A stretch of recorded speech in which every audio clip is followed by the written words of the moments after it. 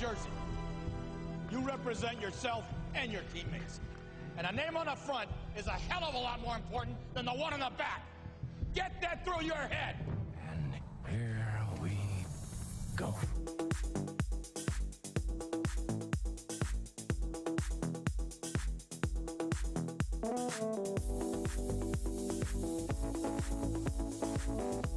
And it is no good. He missed it.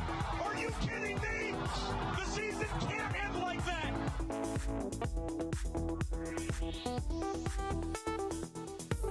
The playoffs? Don't talk about playoffs. You kidding me? Playoffs? I just hope we can win a game. What we've got here is failure to communicate. We all go a little mad sometimes. Some goofball in a hat and a red shirt. Now he takes off the shirt. He's running down the middle by the 50. He's at the 30. He's bare-chested and banging his chest. Now he runs the opposite way. He runs to the 50. He runs to the 40. The guy is drunk, but there he goes. The 20. They're chasing him. They're not going to get him. Waving his arms. Bare-chested. Somebody stop that man.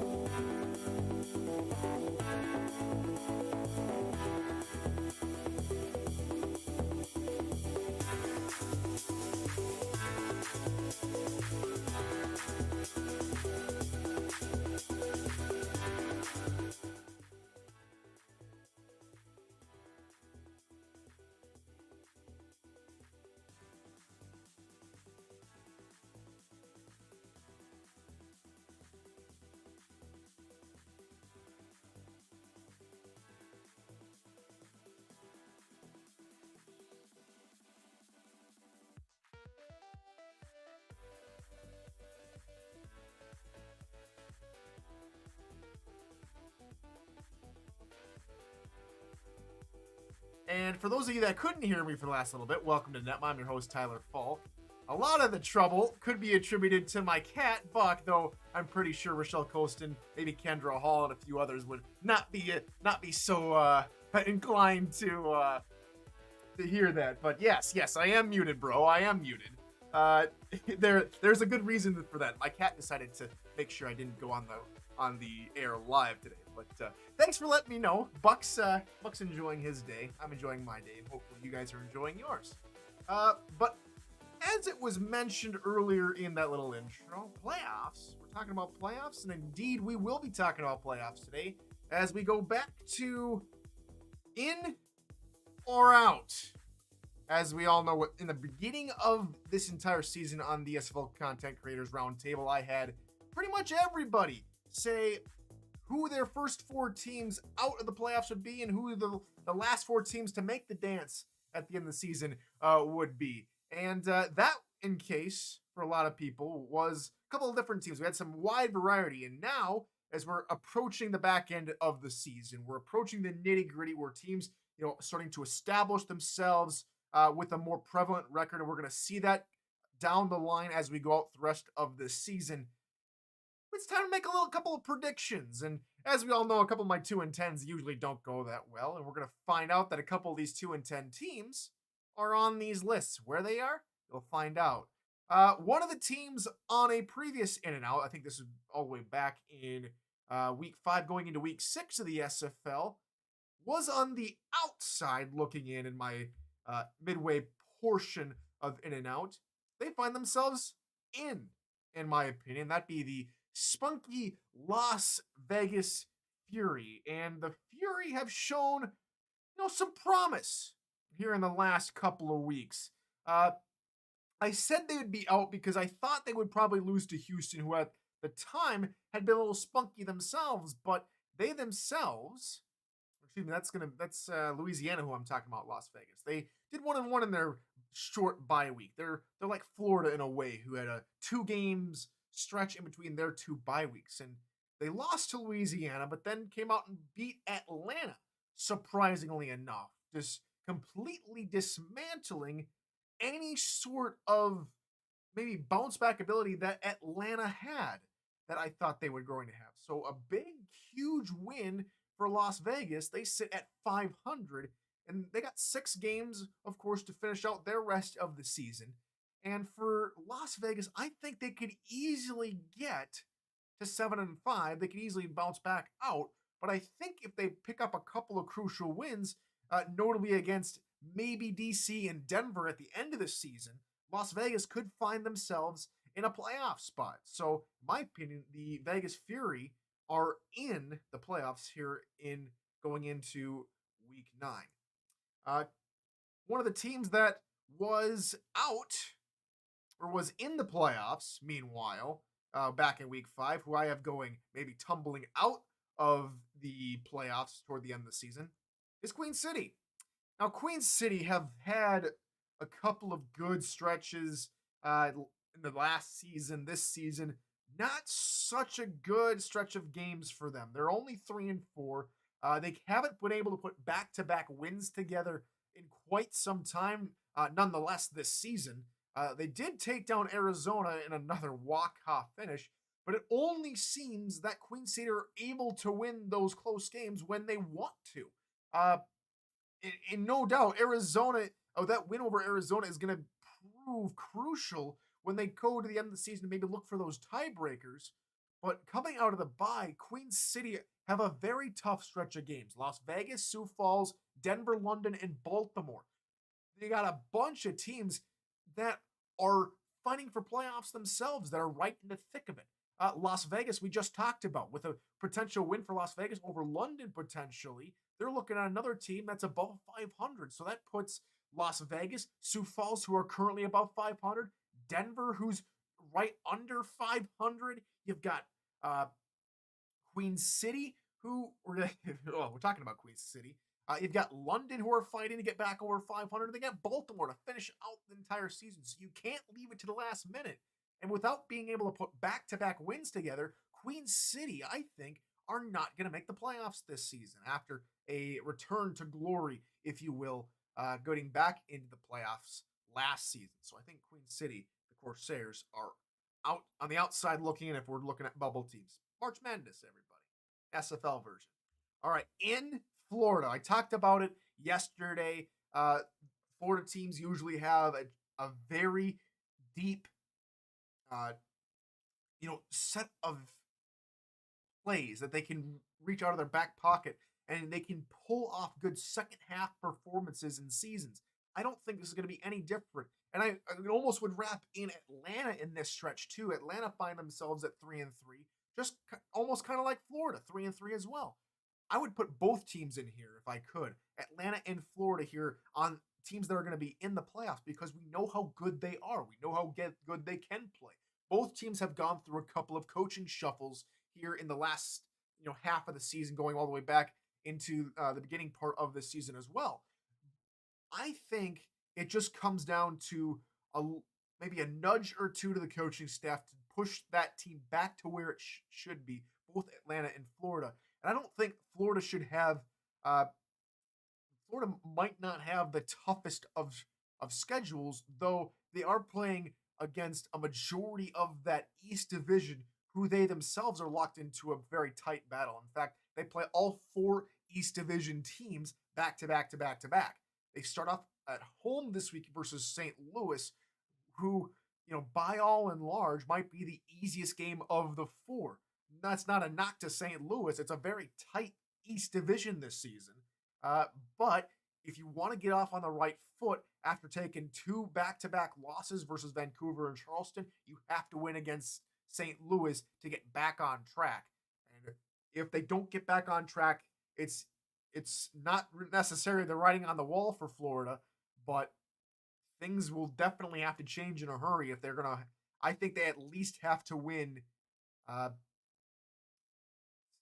Florida, I think at least have to win at least 2 of these Eastern Division games, maybe even 3, because Jacksonville and Charleston at the end of end of the season on the road will be no easy task. And so picking up, a good chunk of these East Division matchups for Florida, I think is key for them making the playoffs. Out is Denver, and the Nightwings up in Mile High. Not a good stretch of games. Lost to Atlanta and losses to London. Both of those on the road. They come back home to face DC this week. But if you look at Denver, they've struggled to find consistency. It looked almost like a red herring between weeks 2 and 3 when they beat Louisiana and Sioux Falls all those weeks ago. Couldn't really find a whole lot of structure in the East Division. They beat Louisiana and beat St. Louis, 2 East Division foes, but they fell to Atlanta and Tulsa. Not necessarily surprisingly, that's probably the word, wrong choice of words for it, but I think the case for the Denver Nightwings is a little bit of their defensive structure. They've not been able to hold teams like London in check, and that's what ultimately led to their loss this past week. And then against Arizona, very tough loss to Arizona in that ball game as well. So it just goes to show, if you don't pick up a couple of wins, they sit now with a 3-4 record. Denver's going to have to find a couple of wins. And they play DC and Baltimore, 2 of the best teams in the league at the moment. They lose those 2. You have to finish out the season with a good, strong stretch of games. Queen City, Sioux Falls, Las Vegas. And you would have to win all 3 games if they do not find a win versus DC or Baltimore, which is looking increasingly tough. DC at home, we're going to really find out what this Denver club can do. 2 dynamic running backs, O'Shaughnessy and Say. Very good game to watch this week. Okay, on to third team on the inside of the playoff marks, in my opinion. Tulsa, a very, very surprising but feel-good story. Tulsa. Last season, some internal turmoil here and there. A lot of the team stuck around. They were convinced to stick around. And now coming into this season, they found the momentum after a couple of shaky games in weeks 1 and 2. 4-3 coming into this basically the home stretch here for Tulsa. They play a struggling Carolina team who have yet to find a win since week 4. They get Jacksonville, Florida before they go on their bye week. And I think that bye week in week 12, a late bye week, the latest possible bye week for any team, is really going to help them out versus Louisiana and Atlanta. They have taken down Louisiana once this season. They could very well possibly do it again, especially at home. And then they get Atlanta at home as well. So Tulsa, to me, I think are more or less shoo-ins to make the playoffs at this point if they continue to play strong fundamental football and make sure JQ doesn't throw as many interceptions as he did in his first couple of weeks. On to third team out, and that's Sioux Falls, another team that moved from maybe a team I thought that was in at the midway point, now find themselves on the outside, looking in here as we approach week 9. Sioux Falls, they had a couple of decent games. They pull off a very nice win versus St. Louis, another plucky win versus Las Vegas, and they beat Tulsa. Tulsa and DC, they find themselves at 4-3, but these next 3 games against teams in the North Division is where we're going to find how the turnaround truly has been in Sioux Falls. They get Baltimore this week on the road. They get London and Queen City. Queen City probably, on paper, the easiest team to go up against. Sioux Falls, if they can make a game out of it against Baltimore, I think we'll find that maybe they're not necessarily on the outside looking in, but it's a very tough stretch because you got Denver right above them in the out bracket. They're going to be fighting for them for a playoff spot. You got every single one of these teams is looking for a playoff spot. London, don't know where they sit. I think they're one of the anomalies at this point with how they play. Very well could find themselves making a late comeback, or they could just completely fall off the face of the earth. It just depends on the arm of Pickler. He did give up a pickle 6 this past weekend in the victory, and he did limit his turnovers to only that one and one other pick. But if he can keep those turnovers to a minimum, London will be okay. Sioux Falls, though, The defense is okay. The offense, as long as they remain consistent like they played against DC this past week, they should be okay. However, I could easily see them falling apart in the second half of the season as well. So I think Sioux Falls are just out based on who they play. Baltimore, London, maybe a couple of hiccups would maybe dismantle the Sparrows' progress. All right.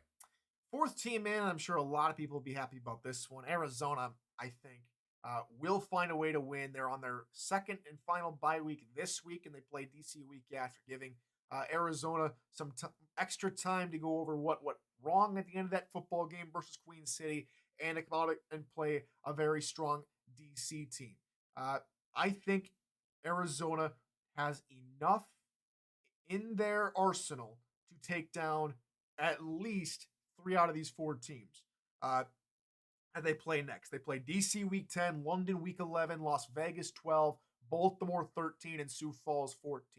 The reason why I have Arizona here is I think they can beat Sioux Falls, and I think that week 14 matchup, if things go their way, would be a crucial matchup for the Scorpions. And if they don't find a way to win against either DC or London and can split those two, look for Arizona to be in the hunt for a playoff spot, maybe just sneaking at the last possible second. That's where I see Arizona.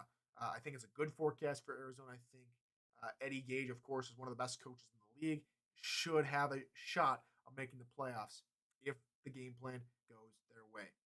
Fourth and final team, I find themselves out. I was high on them throughout the majority of this season. I think the San Diego Mavericks are just going to miss out this season on their first ever playoff trip.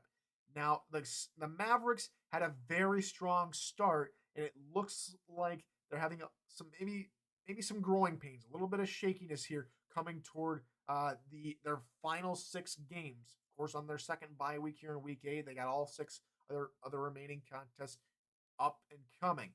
Now, against Fort Worth, it's going to be a fun contest to watch. Fort Worth, another expansion team, 1 year removed from when San Diego entered the league.